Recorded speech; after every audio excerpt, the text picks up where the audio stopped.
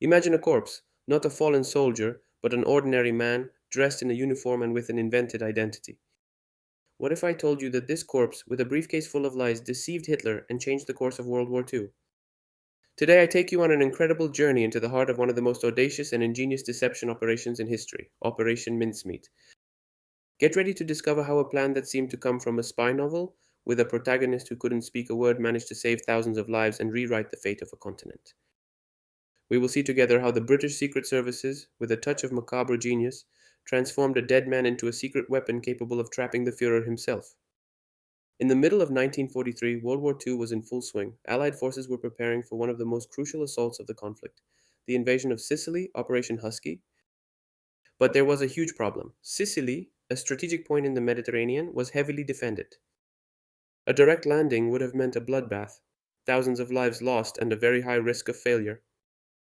It was clear that something extraordinary was needed to divert the attention of the Axis forces. A colossal deception was needed, so convincing that it would make Hitler and his generals believe that the real objective lay elsewhere. The options were Greece or Sardinia, two vulnerable points that could have diverted the German army. But how can you deceive the most efficient and ruthless secret service in the world, the Nazi one? The mastermind behind Operation Mincemeat, a brilliant intelligence officer named Ewan Montague, along with his team, came up with an idea as crazy as it was ingenious, using a corpse. Yes, you read that right. A dead man. The plan was simple in its audacity. Find a body, give it the fictitious identity of a high ranking British officer, and have it transport false documents indicating Greece and Sardinia as the primary targets, relegating Sicily to a secondary diversionary operation. The search for the perfect corpse was not easy. It couldn't be a soldier fallen in battle because the body had to look like a victim of a plane crash or drowning, not of war.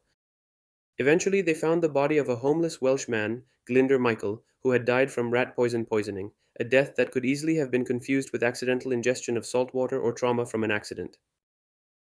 Glyndwr Michael was given a new life and a new name, Major William Martin of the Royal Marines. Martin's identity creation process was meticulous in its detail. Pockets filled with personal items were created, love letters from his girlfriend Pamela, theater tickets, jewelry receipts, a London club membership, even an overdue bank overdraft.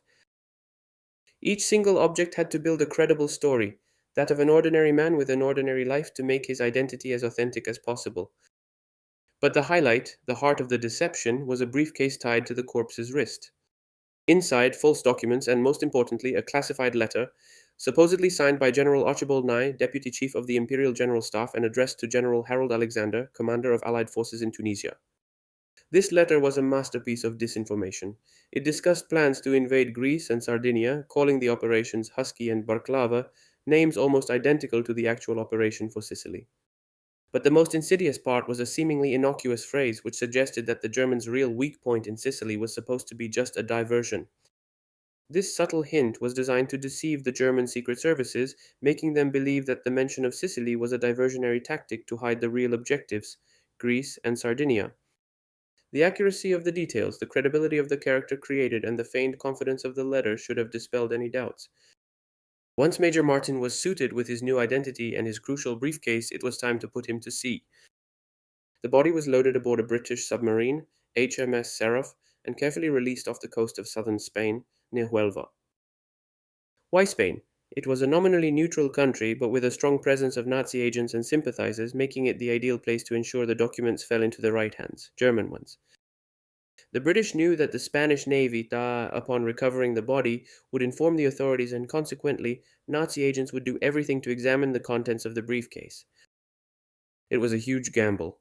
Would the Germans fall for the bait? Would they believe such an elaborate story brought by a dead man?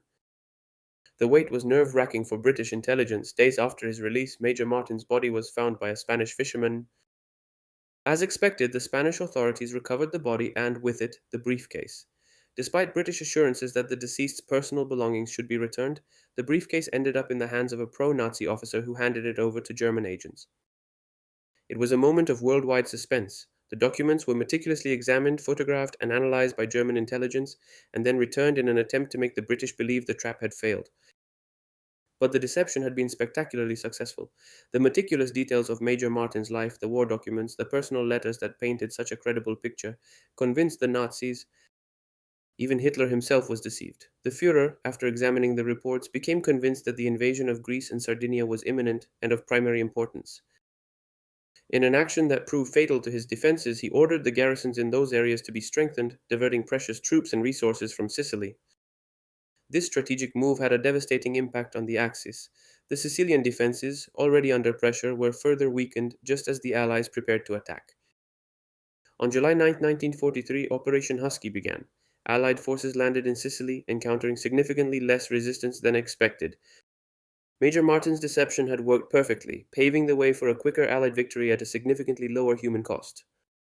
Operation Mincemeat is estimated to have saved thousands, perhaps tens of thousands, of Allied and civilian lives, significantly shortening the campaign in Sicily. Operation Mincemeat is not just a story of espionage, it is an incredible testament to the power of ingenuity and psychological manipulation in warfare. He demonstrated how a single idea, however bizarre, can have a monumental impact on the course of history. A corpse, dressed in a uniform and full of lies, managed to do what entire armies would have struggled to do: deceive the enemy and change the fate of a world war. It's a powerful reminder that cunning and strategy can be weapons as deadly as bullets, and sometimes even more effective. And in this case, one dead man truly saved thousands of living ones. If this incredible story has fascinated you, don't miss the next video about another incredible secret operation.